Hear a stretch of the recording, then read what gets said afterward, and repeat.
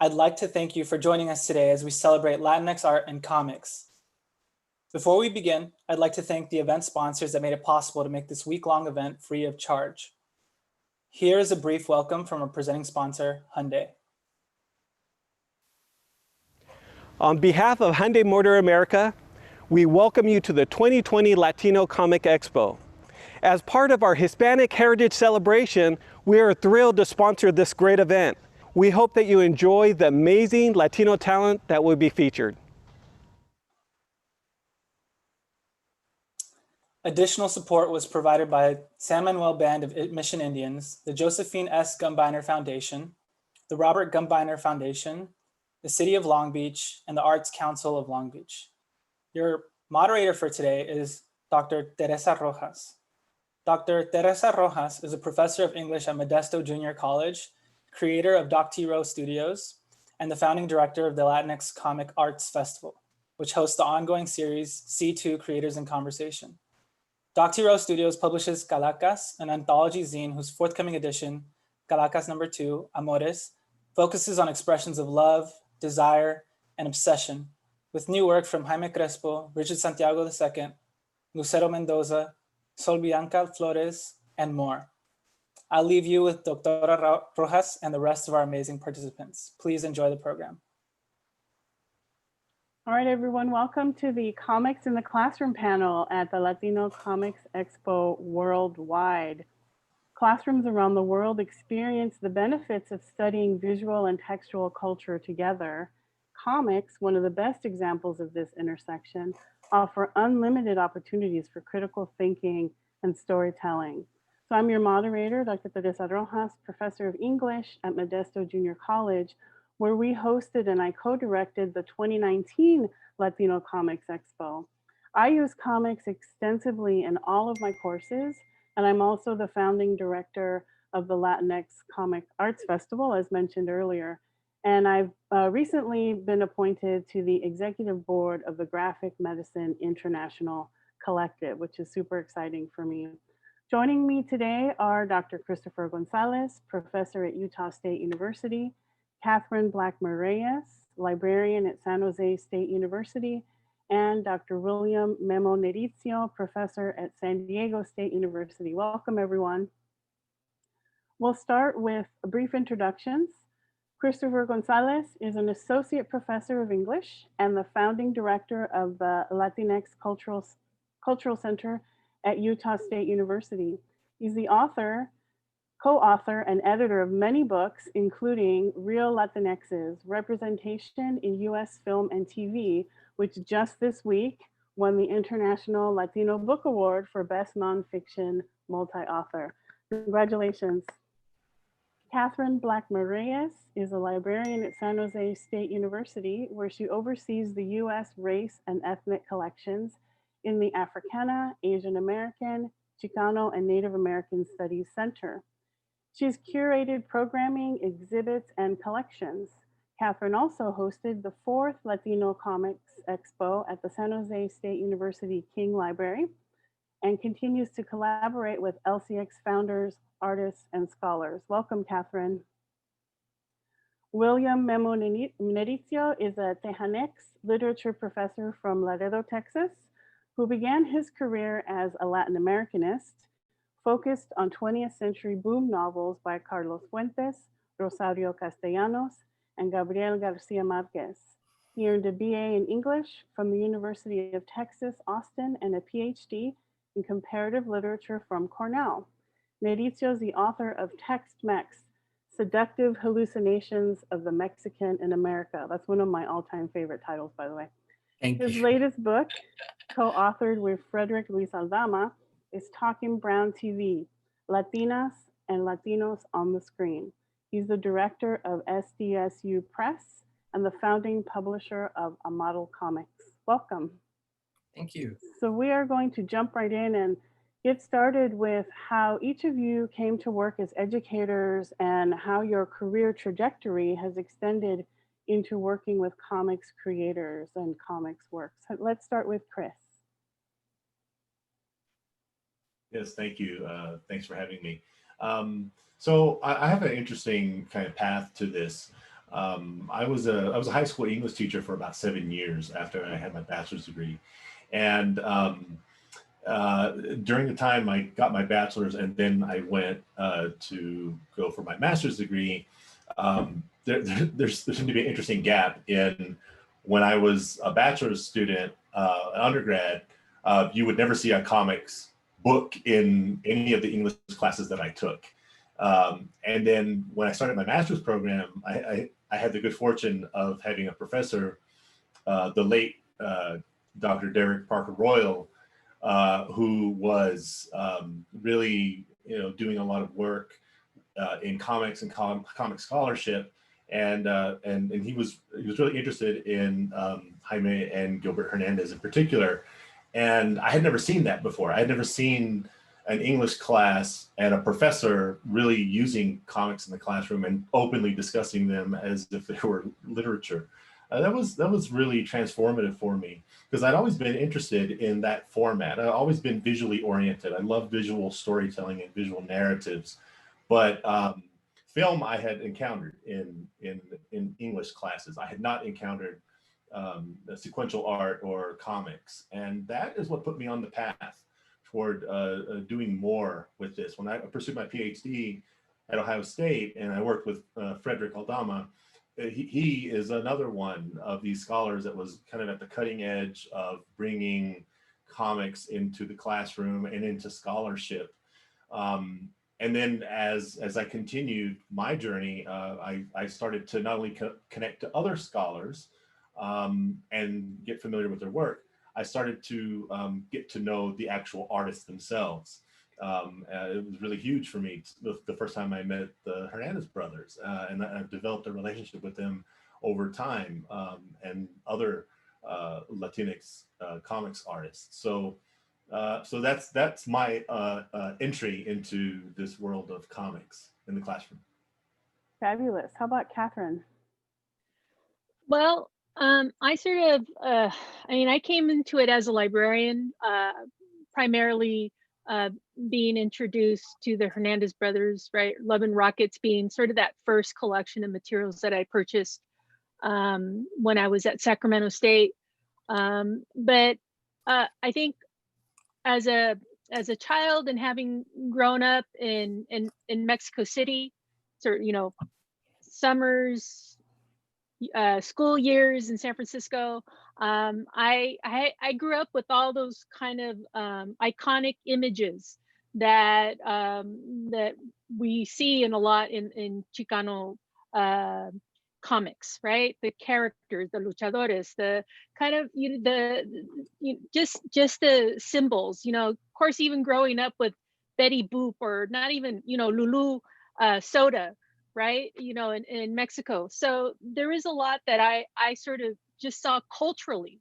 And so, I'm not an artist. I'm not, I don't do comics in any way. I'm not necessarily a scholar per se as Bill or Chris or Frederick. I came in it as a librarian trying to bring resources into a library so that students who needed to relate some way to materials could find it in that sort of cultural level. And so I saw that with Love and Rockets, and then I also saw it with other, bringing in El Santo and El Blue Demon materials, being able to purchase books at a book festival, the book festival in Guadalajara. So I looked at it more as a cultural incorporation as my job as a librarian, in trying to engage students into scholarship, however way that was going to happen. So and I felt that was important. That was an important step in seeing culture in higher education and in resources that they could read. Thank you so much for that. Bill? Wow, where do I begin? There's really two stories. I'll keep them short. 11th grade, I'm the cartoonist for my high school newspaper, and I draw the vice principal as Hitler I was in a Catholic high school, and his latest moves were draconian and offensive to the student body. So of course I gave myself permission to draw him that way. The entire press run was picked up by the nuns and burned or something. I don't know, shredded, used as mulch. So that's my first, bona fide comics background. The second is I'm a 26-year-old assistant professor at the University of Connecticut. And I'm teaching a course called the modern novel, something like that. Anyway, no, it wasn't the modern novel. It was masterworks of British and American literature. Don't you know? I got to use the accent. Anyway, I kicked Shakespeare and Hamlet off the list to teach Love and Rockets. And I was one day in the lunchroom with the guys, 4 older, beloved white dudes. And I was assaulted as I opened a care package from my late mother, Trinidad, who had handmade tortillas and shipped them to Connecticut. So I'm opening the box. I'm literally pulling out the tortilla. The only thing I lacked was a giant cactus on my forehead. And I get assaulted by these guys. How dare you? How dare you remove Shakespeare from the reading list for this? Comics. And so between almost getting expelled for drawing the vice principal as Hitler and getting thrown out of the lunchroom basically for hurting the bard, my comics bona fides, they're good. They're good. So those are 2 stories. I love that, because that leads right into our next question, which is, what is it about comics that makes them such fertile and even rewarding text to examine, right, through an academic lens?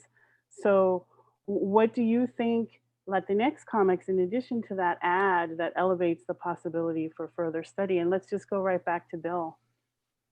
Well, they're beautiful. They're edgy.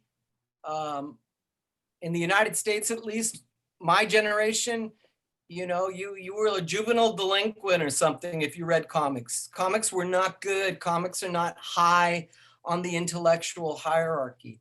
And so by default, they have a kind of edge or aura to them that makes them attractive, especially in my classes. I don't use, this year, a little later, maybe I'll show you. It's the first year I'm teaching a comics course at San Diego State University, comics and history. But before that, I've always had 1 or 2 graphic novels in my, whatever I was teaching, graduate seminars in critical theory, anything, I would include comics. I think what they do is they show that literature proper, literature with a capital L, includes a vast array of different media and genres. So I think of comics as disruptors. I think they're beautiful. They're sometimes nasty. Students love that. Undergraduates love that. I love that.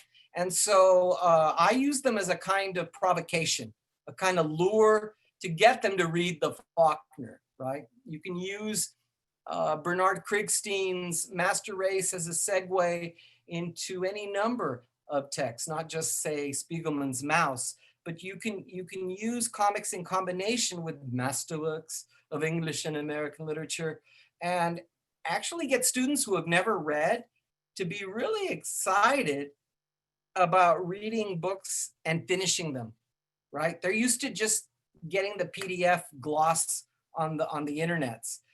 When they read a book and they finish it, they're sometimes really proud of it. And San Diego State, where I teach, a lot of first generation students, very few of them rewarded for exploring their curiosity. And I think comics are a way of making a direct connection, even though this generation, they're not reading comics so much, or they're reading them in different places on the web and so forth. How about Chris? Yeah, I mean, I second a lot of what Bill just said. I think what makes comics so rewarding as an object of literary study is that it has historically been understudied. Some form of image text has been a part of human civilization as far back as we can go. So there's already an affinity, almost something within the DNA of the human that likes to capture stories with pairing it with some kind of image. And yet for so long in the academy, it's just been ignored until relatively recently.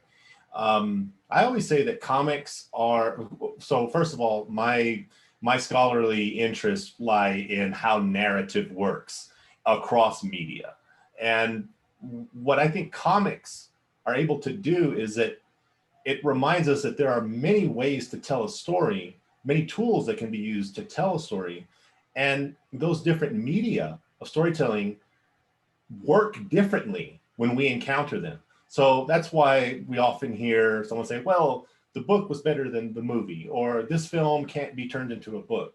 It's often because the medium itself has particular affordances and constraints that allows a very specific and beautiful kind of engagement.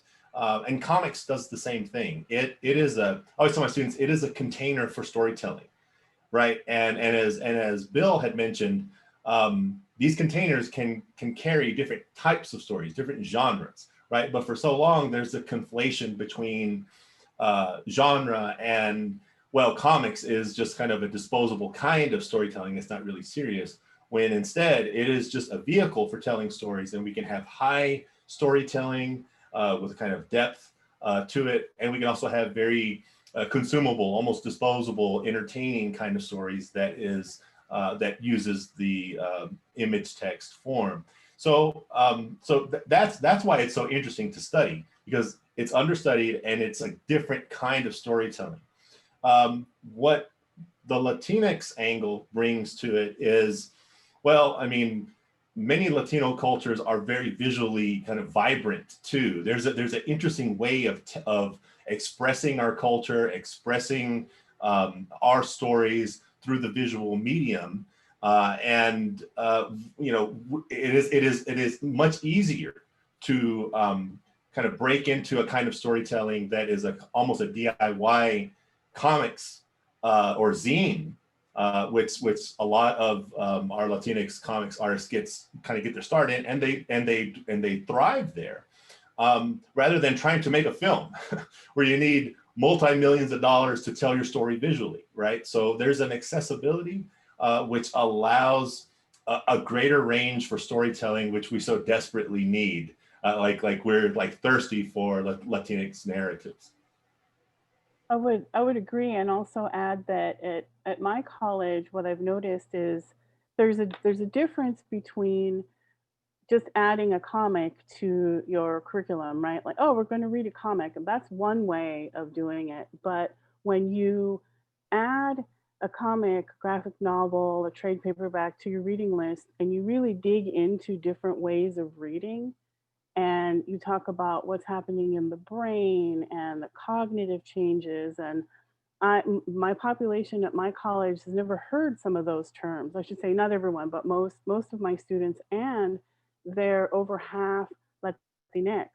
So to have these conversations that you can really only have with comics, or use comics as a starting point to even discussing film, using filmic terms for comics, is really exciting. And I'm seeing the benefits of that in very full classes, right? I always have full classes. I have waiting lists, and people say, "Oh, you're the one who teaches comics," and that's a good thing. So that's really great feedback for me. Kathryn, on this question, but also I want to add that as a librarian, I'd really like to hear about your role in bringing comics to the classroom. Like, how did you know that there was a need for this area to be developed within your collections, and whatever you'd like to add to that?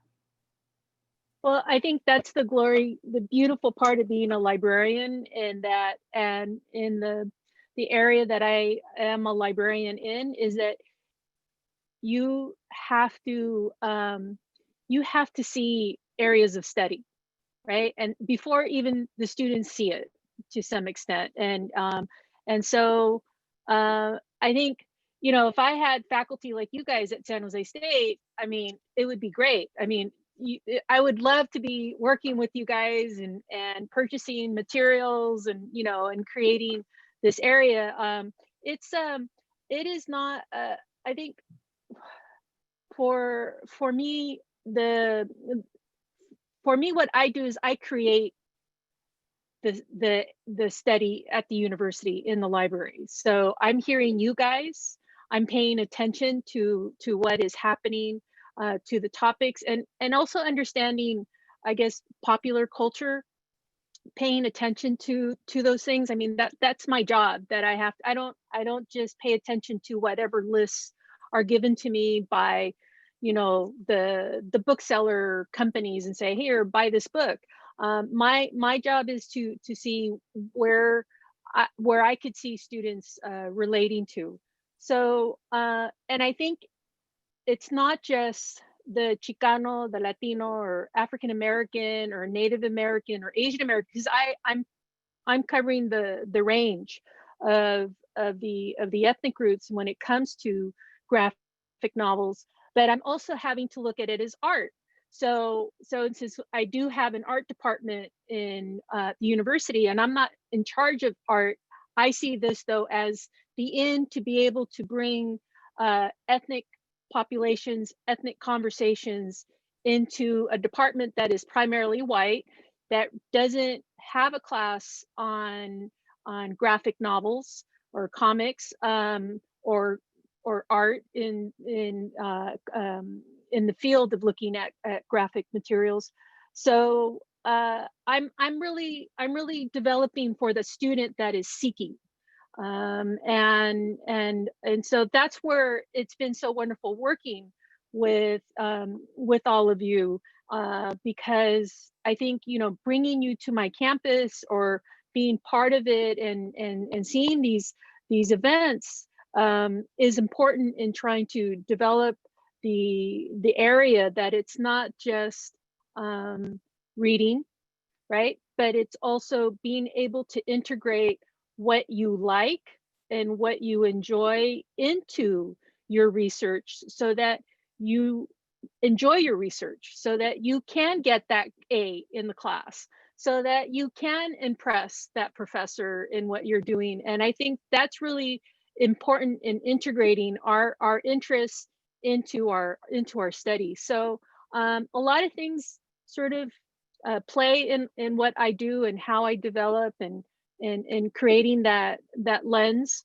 But it's you guys that are doing the work, and I see it as part of my responsibility to get that to the students. Thank you so much. We're starting to get some audience questions, but I want to ask 2 more questions and then get to those. Bill, you've recently gotten into comics publishing. Would you talk to us a bit about the difference between your work as a critic and professor and your more recent work as a comics book publisher? Yeah, it's when I was in grad school, I was a bartender, so I've always liked business. You know, I like people, and I like making money, because the more money we make as publishers, the more books we can publish. But if I can, I think I'll just show you what we're up to with Amatal. Is that Great. cool, Teresa? Yeah, absolutely. All right. So with any luck, it'll come up, and no, it's not coming up because this is Zoom and nothing is smooth in Zoom.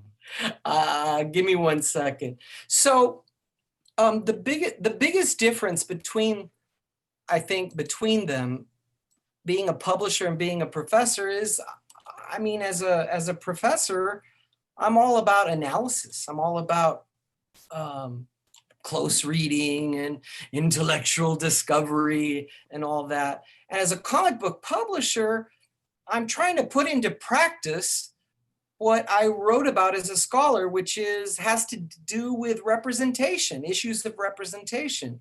You know, I wrote a book, Tex-Mex, which is all about the history and the development of Mexicano stereotypes in the United States of America, and how paralyzing they are.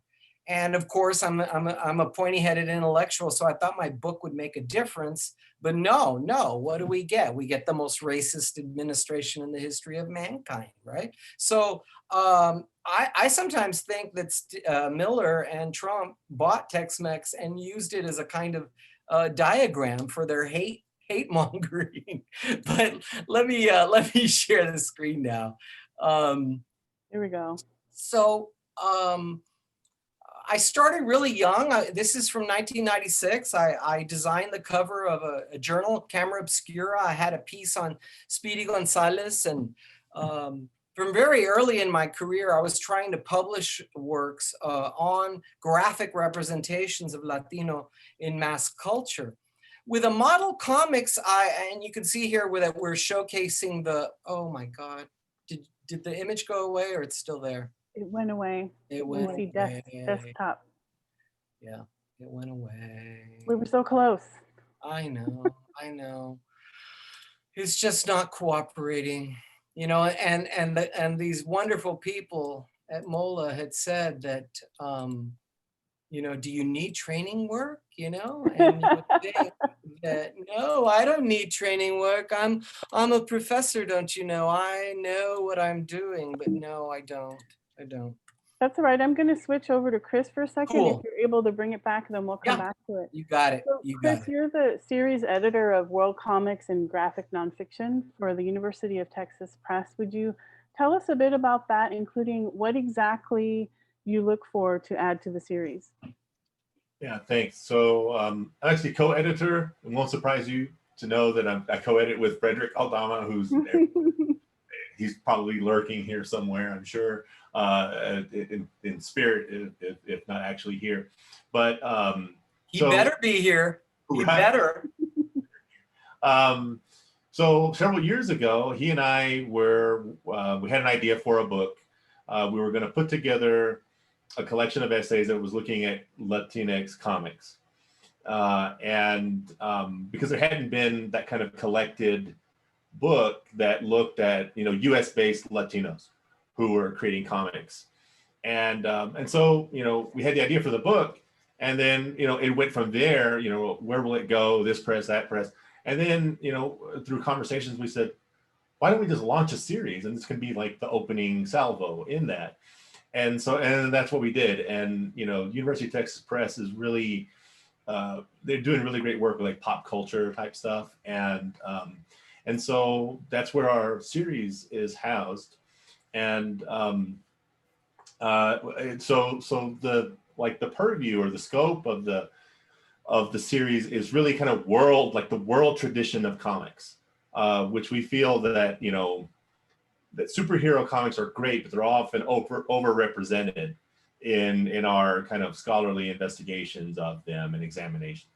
And it's still the case. If you go to the UT page and look at our series, there are a lot of superhero comic books there, but we're always trying to get more and more perspectives. For instance, we have in the works a book that's looking at Central American comics.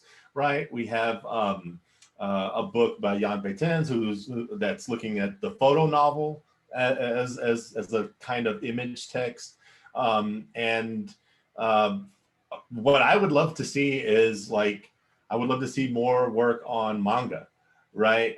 Just other forms of image text around the world, and then I'll feel more comfortable with that series being called World Comics. Because right now we're just heavily located in like the superhero, which is what a lot of people want to write about. But unfortunately, we're trying to do something different with that series. So yeah, so that's kind of where we're trying to kind of push that series. The series has been overwhelmingly successful. Several Eisner nominees in that series, and we're extremely proud of it. But yeah, so. Go check it out. It's just Google it and you'll be able to find it. Yeah. Thank you for that, Chris. Kathryn, you and I both have a history as fans of Archie comics growing up. And this is something we hear from many creators, including Gilbert and Jaime Hernandez of Love and Rockets. What was it for you that you found so enthralling about Archie comics? And to the larger group, how might that world make its way into our modern sensibilities? And I'm thinking here about comics creation, but also pointing to things like the popularity of Riverdale, for example. So I have to Archie comics, and including like Casper and Richie Rich, those were my summer readings. They were my summer readings in the sense that they were what I took with me when I would go to Mexico City. So on the bus or the train, it was, you know, however it was, those were the materials that I would take with me for this road trip. And so, you know, it was familiarity that I sort of had. It was reading. I didn't really grow up in the sense of with the comics as a child in the U.S. In San Francisco. That was not necessarily something that I really bought a whole lot of. But in Mexico City, I had those, and they were things that I would share with my cousins. But what I would read in Mexico would be like Alarma, you know, those sort of real graphic, you know, photo novelas kind of stuff. Yeah, I was all, my aunts would buy them, and so, you know, we'd get them at the you know, at the little corner stand. Yes. And, you know, just love, murder, hate, you know, you name it. It was what I really felt like I grew up with that, in addition, of course, to the lucha libre, where we would have the dolls. You know, we'd have the luchadores that we would play with my cousins and I, and of course the movies. That to me, all of that was very Mexican. That was how I sort of became involved, and that sort of goes back to my introduction and sort of this sort of cultural conversation in how I got involved with or sort of identifying comics. I mean, I really felt Archie was dopey. I thought, you know, didn't really add a whole lot to the conversation. It was a passing kind of material that I would read because I would get $5 from my dad, and you know, get something to read to pass the time on the bus. But that was what I think, to some extent, the Alarma probably did more to influence me on the black and white, you know, photograph kind of thing than Archie did. But and I don't know, and maybe that's why I kind of like the stories more of what we see currently with some of our artists, like Love and Rockets, and the sort of graphic, or, you know, kind of, you know, spicy, I don't know, you know, stirring storytelling that we see now. So so Archie was almost accidental, but it was important in that sense of that sort of I guess the border, you know, going to the other side, and sharing it with my cousins in Mexico City. I love that so much. And for me, I mean, I could talk about Archie all day, but that was the thing that was acceptable, right? So that was the thing that my mom bought me, the Archie, Richie Rich, Casper, but really Archie was the thing that I was into comics wise. I wish I had known then that it would have been a good idea for me to use those comics to learn how to draw, you know, different characters with the same face kind of thing, that what you can do with just subtle changes.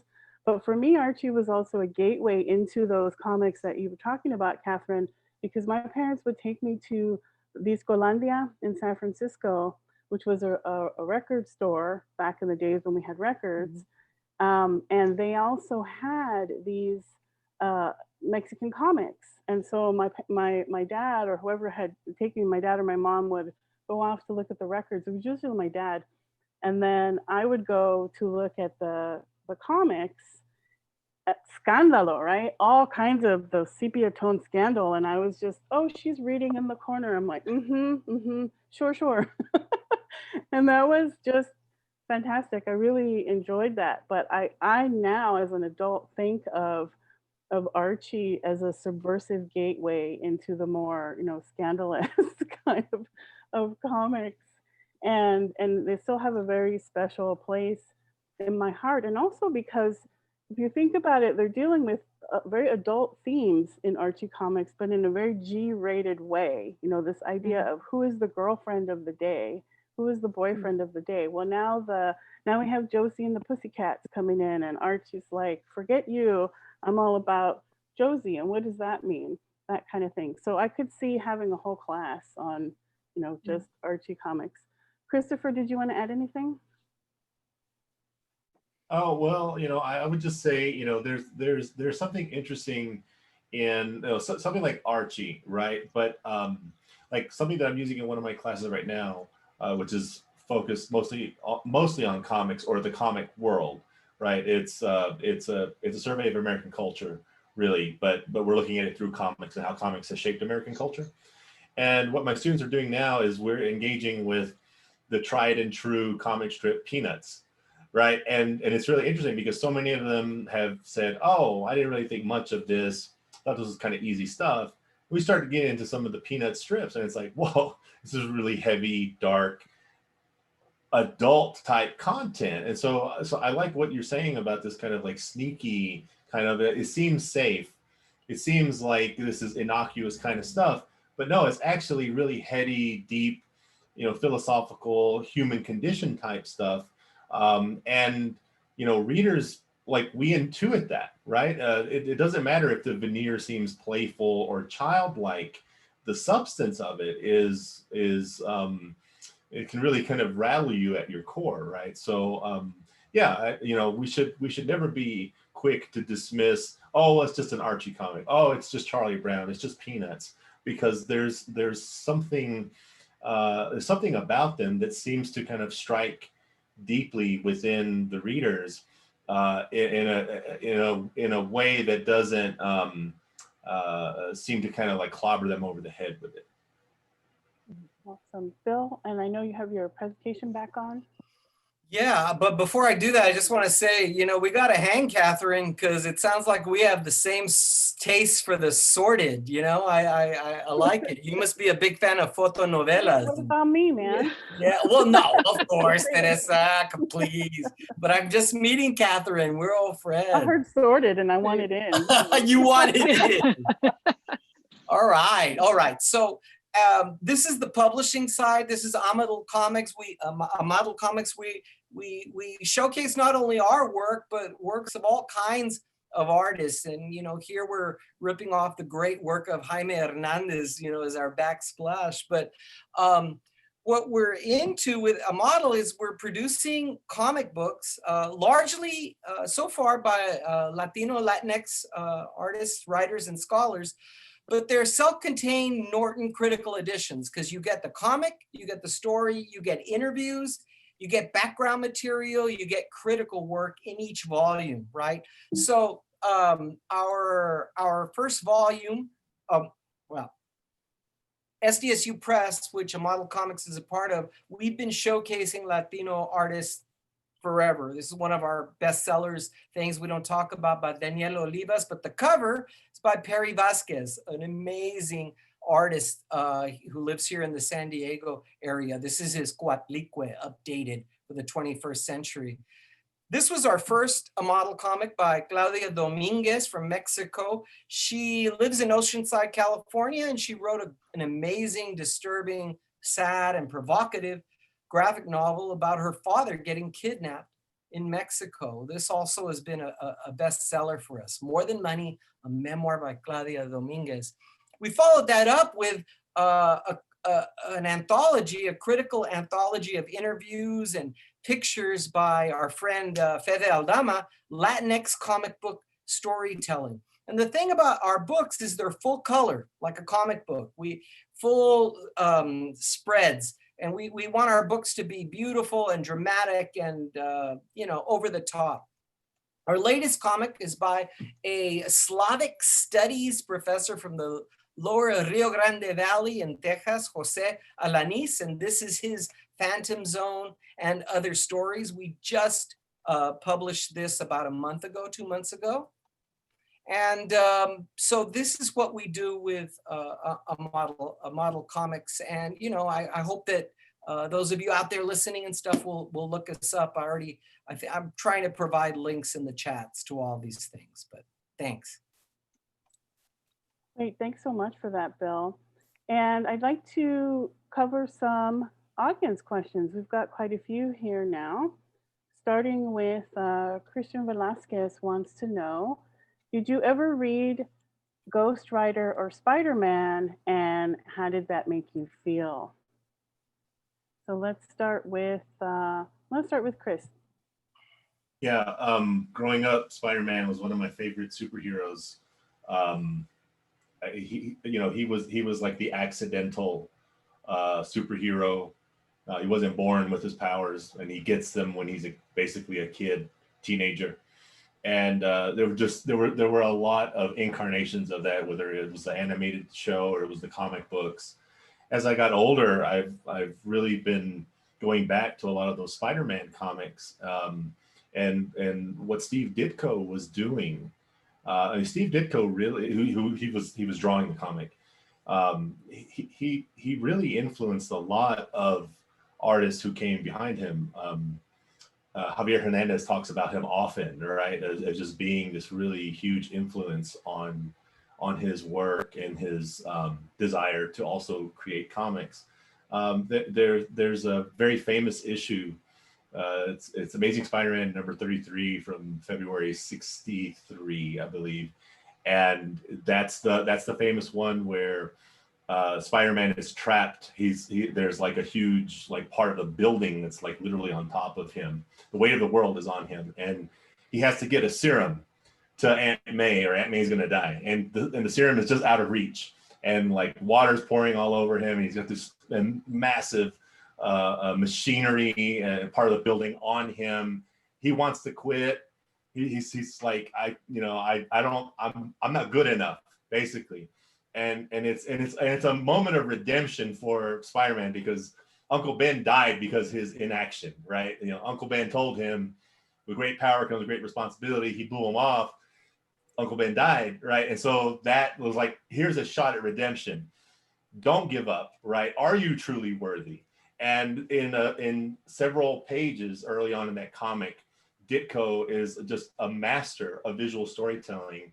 Until Spider-Man is able to lift, and he has freed himself from this rubble that's on top of him, and that actually made it into Spider-Man: Homecoming. If you remember the film, there's a moment where he's trapped under some rubble.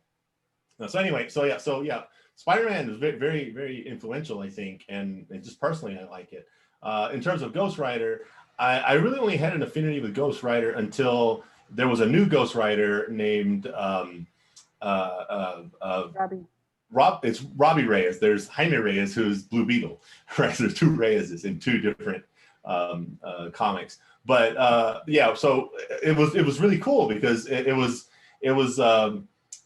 a Ghost Rider like through the lens of lowrider culture, right? So instead of on a motorcycle, he's got to look like a lowrider. He's got a car.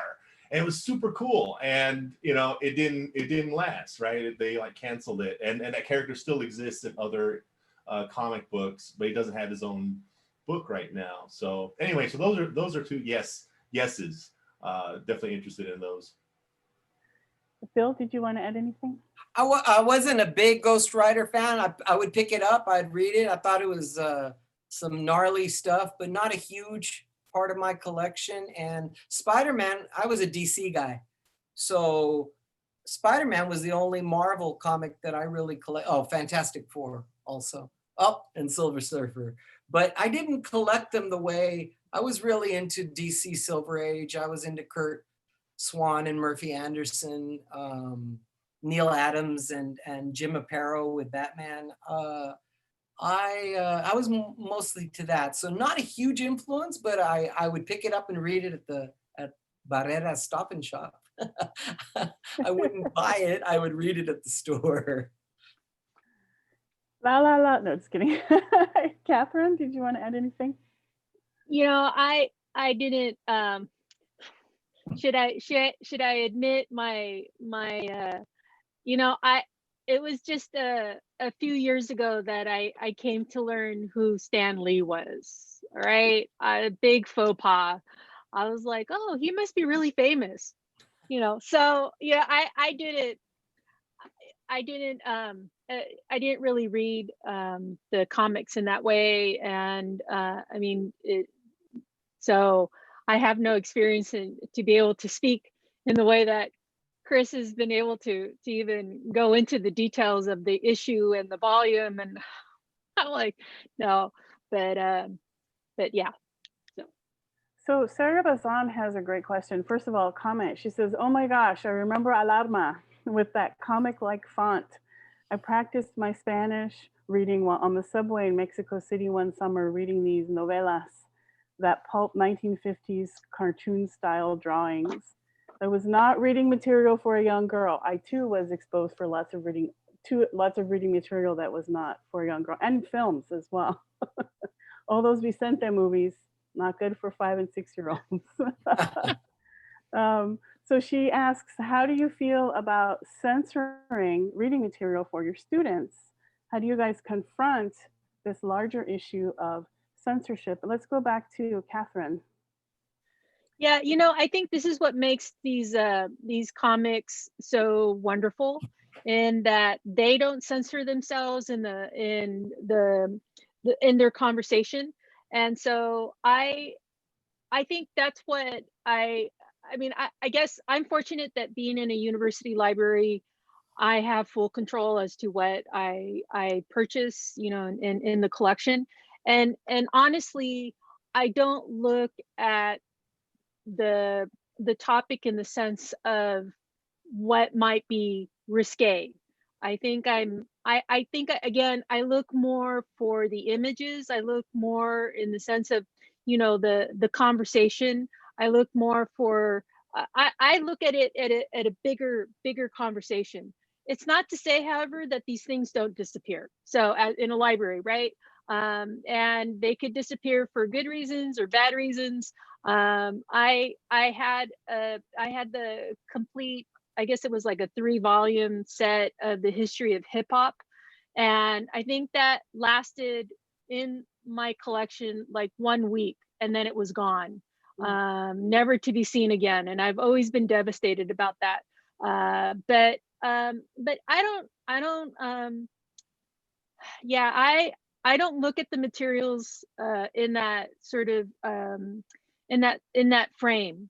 I think it's important, and it's also part of the development of the student and how they talk about the issues.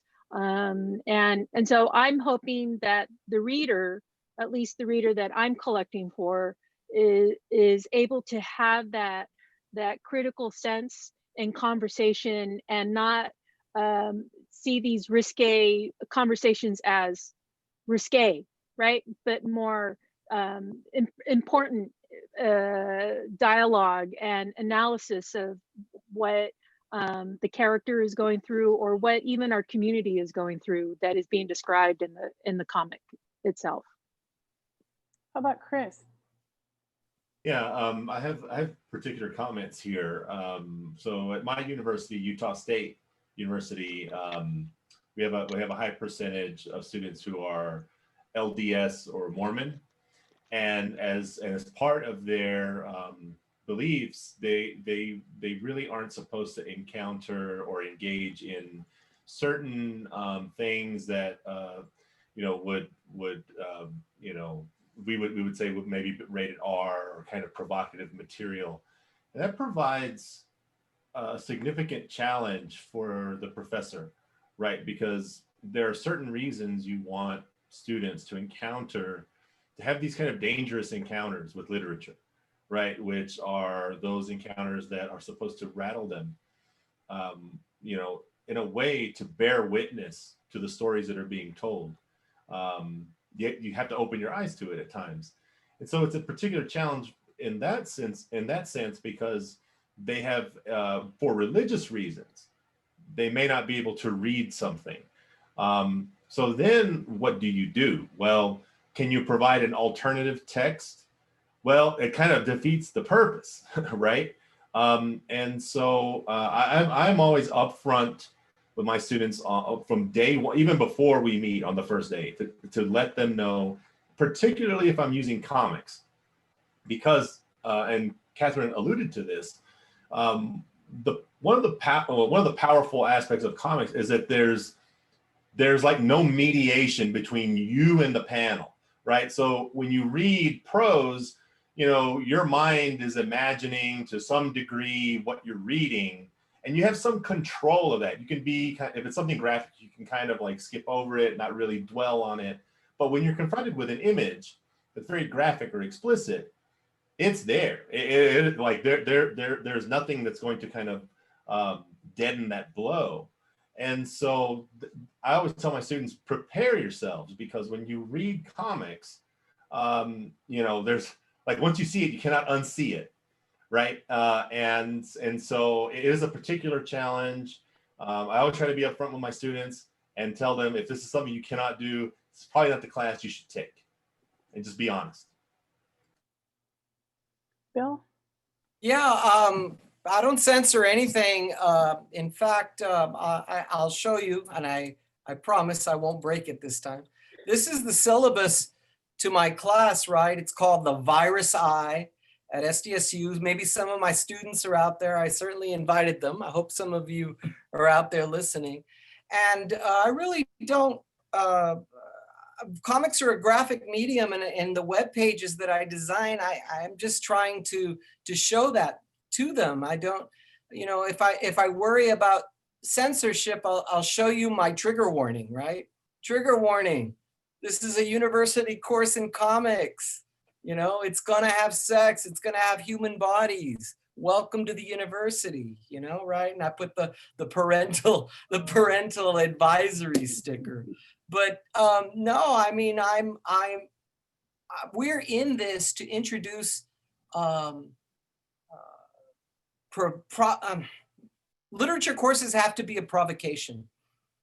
They're not likely to get this kind of stuff out in the sciences. God love them. I love the sciences. I was a bio major going into the University of Texas.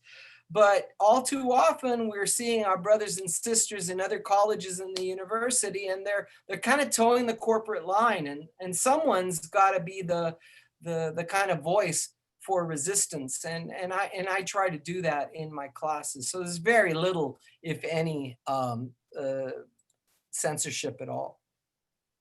Daddy, can I just go ahead. add? Yeah, go ahead, Chris. The complication for a lot of professors, maybe not so much Bill or myself, but even younger professors, is that when we provoke and we are provocative, like the students can then, in a way, almost retaliate, because they've been made to feel uncomfortable. They've been made to feel weird, and those come out in evaluations of the professors, which are then used in some way, shape, or form to determine, are you continued higher? Do you get tenure and things like that? So it is also something that has to be on the minds of people who are teaching this, because there are real world, and we all know that there are problems with those evaluations to begin with, but the vast majority of universities still use that as an evaluative method or assessment of their professors. And so when we are, and especially if you're of color or of a minority, kind of marginalized, historically marginalized community, it's even worse, right? So there's this delicate dance that has to be done. But Bill's right. Like that's why we're here, right? It is the very purpose is to disturb things, to provoke, to get people outside of their comfort zone, and hopefully to have them leave our classes in a different form than they showed up in. Just to follow up quickly on what Chris said, there's the other danger, of course. An assistant professor who shuts her mouth will likely keep that mouth shut even after tenure. So there's a consequence for, I've got skull fractures from all the times I've beat my forehead against the concrete wall of the administration. And I've been punished for it, but I'll be damned if I'll shut up. Life's too short. And yes, there are risks, real risks, especially when it comes to tenure and promotion. But, you know, God damn it, it's worth the risk. Why the hell are we working in a university? For sure. And that's when you need a good librarian who can Yes. purchase materials, Yes, and the professor can absolutely. direct the 100% student to the true. materials. SDSU Press loves librarians. Yes, as does Modesto Junior College. We have amazing, amazing librarians, and that's important. I'm glad you brought that up, Kathryn, because librarians are very much our superheroes, right? Our professor superheroes, because they are looking into so many different avenues of getting text, but also mine are always looking for recommendations to grow our collections, to grow our graphic narrative collections. We have a Latino comics collection that I'm always making recommendations for. But to come back to the censorship part, the part where student responsibility, professor responsibility, I have that conversation also at the beginning of my courses, and it's in my syllabus that this is going to make you uncomfortable. We're going to read some texts that will make you uncomfortable, and that is not the same as unsafe, right? That if you feel unsafe, that's another issue, but that discomfort should not be interpreted as a safety issue at all, because we're having conversations. That's exactly, as you have said, that's what we're here to do. I'm very fortunate that I'm in a place where we get to choose the texts. I have an incredibly supportive dean, incredibly supportive librarians as well. And that's important because not everyone has that. Not all professors have that, right? So I think that in terms of censorship, it's important to keep that in mind. And I just want to say shout out to Sarah. That was an awesome question. So we only have a few minutes left, and I'm sorry for the questions that we haven't gotten to, but I want to ask, what are some of your favorite recent comics, and how do those comics, I'm combining a question from Ronnie, how do those comics kind of come to you? How do you find these recent comics that you love? And we'll start with Bill. I was gonna cheat and look something up on the internet. I am reading Adrian Tomine's new autobiography, which is one of the most beautiful little books I've ever picked up in my life. And he's wonderful. I mean, this isn't Latinx, you know, it's Asian American, but I don't care. I read everything. And Tomine is amazing. Just, he's very restrained, very minimalist, but wow, what a powerful storyteller. And he's at the height of his game now. That's the other thing. I mean, cartoonists like Gilbert Hernandez, Jaime Hernandez, Chris Ware, Dan Klaus, Adrian Tomine, they're at the top of their skill set. They're like Joyce when he was doing Ulysses. And it's a very exciting time to be a professor, a comic book reader, because even with all of the difficulties that this damn pandemic has thrown, especially to comic book distributors, which is horrible, the explosion of indie, Latinx and indie comics coming out right now, I can't even keep track of them. Our mutual friend, Frederick Aldama, I mean, he must have his forehead plugged into some comics conduit, because he's always discovering things I've never heard of. And I'm telling him to shut up already, leave a little comics for us to discover. But I'm really into Tomine right now. I'm digging it. I'm blown away. It's not in my class. I'm not teaching it. It's too expensive. It's like $29, but I think I'm going to shill it to my students as a must read. Kathy? Yeah, so so I'm not necessarily reading anything specific, but it has brought up some materials. I had a neighbor, she has a young daughter, and so she's been looking for something to read. And so I happened to say, oh, you should read Quince. So another award-winning, right? So I pulled that out. And I think in these times that we're kind of going through, it made me remember. So I went to the library. I went to the university today when, you know, it's still closed, but I went to the library, and I don't know, I got the March. So, you know, we can't really see it. So it's John Lewis's 3-volume graphic novel in regards to marching over the bridge. And so I think, you know, these conversations that I sort of hope students are having with some of these resources. And of course, just a few days ago, it was Roberto Clemente's day. And so you have 21, that is also a graphic novel in describing his story. So I think when I saw this question, I was like, well, how do I answer it? And I'm like, well, as any good librarian, I go pull my resources as to what I think is important in the conversations that we're having in today's I think just in today's conversation. And I have to add that Quince, I did the study guide for the definitive bilingual edition of Quince, so that has a special place in my heart. Chris? Yeah, similar to Kathryn. Lately, I've been really interested in comic book storytelling that is based on, you know, real life, right? It's based on actual people. So something like March, you know, Nate Powell took John Lewis's story and created just a wonderful story. I mean, I've used that in class before, and in the spring I was teaching a class, and students were blown away by it. Many of them didn't know much about Congressman Lewis, who was alive at the time, and you know, so you know, a book like that, a book like Tibui, The Best We Could Do, talks about you know, the refugees from you know, that were a consequence of the Vietnam, what we in America call the Vietnam War.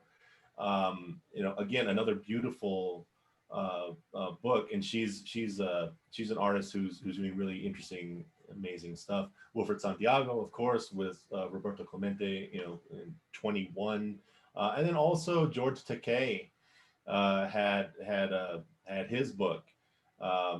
They Called Us Enemy, right, which is, you know, his family's experience in an internment camp. Just gut wrenching, beautiful work. So I'm really drawn to you know, graphic storytelling, excuse me, that is based on biography or autobiography or memoir.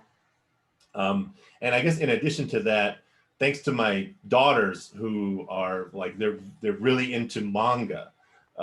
They help me kind of stay up with, you know, the kind of the latest manga and anime that happen to come out. So they're teaching me in interesting ways. I would not have known about JoJo's Bizarre Adventure, or not for my youngest. I absolutely love that. I love the anime. And so, yeah, so even the young ones can teach the older folks something. Thank you so much. And finally, tell us about your current projects and how people can contact you in order to learn more. Phil? Yeah, I just posted my Instagram account. You're welcome to follow me there.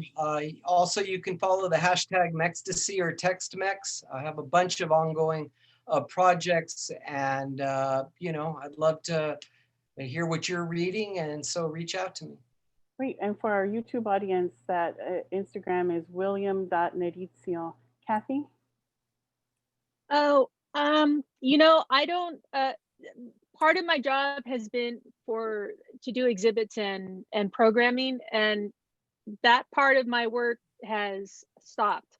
So I unfortunately have not had the, I've not been able to do much on that. But I suppose just thinking about this, what I am doing is we're already prepping for the Day of the Dead here in San Jose. And so we're doing a VR room with altars. And so, and that's going to be part of the presentation that we're contributing in the City of San Jose's Artist Guild presentation. So we're sort of taking altars into the virtual reality for distribution. Thank you, Kathryn. Chris? Yeah, I'm easily found online. Just Google my name, but there are like a million Chris Gonzalez's. Look for the one who is in Utah, right? And in terms of current projects that I have going right now, I'm currently finishing up a book that's looking at the history of Latinos in speculative cinema,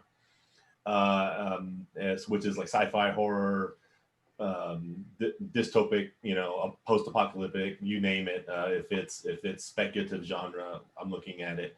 And I'm also working on a book that it really is going to work as like a handbook for comics terms, right? Because what I often find is that students who take my classes, some of them don't even know what a panel is, right? And you can kind of piecemeal it. Well, you can go here and there's some terms, you can go there and there's some terms. I'm working on like a one-stop shop book that is kind of like the handbook of literary terms, but it's for comics, so that anyone can pick that up. And then if they encounter a term, if they're taking a class on comics, they can just look up the term, and it saves the instructor, the professor, a lot of time having to teach the vocabulary. They can just say, get this book, and when you encounter the term, there it is for you. So that's what I'm working on right now. Fantastic. And I, as always, am working on Latinx Comic Arts Festival stuff and teaching right now. And I'll have a bunch of announcements about creative projects coming up. You can follow me on IG at Docteeroh, DocteeRoh. And I want to thank you so much, Dr. Christopher Gonzalez, Kathryn Blackmer Reyes, and Dr. William Nericcio for your time. Thanks also to Mola and to Hyundai and to LCX co-founder Javier Hernandez for the invitation. Once again, I'm Dr. Theresa Rojas, reminding you to create the stories that you want to see in the world. Thank you. Thank you. Thank you.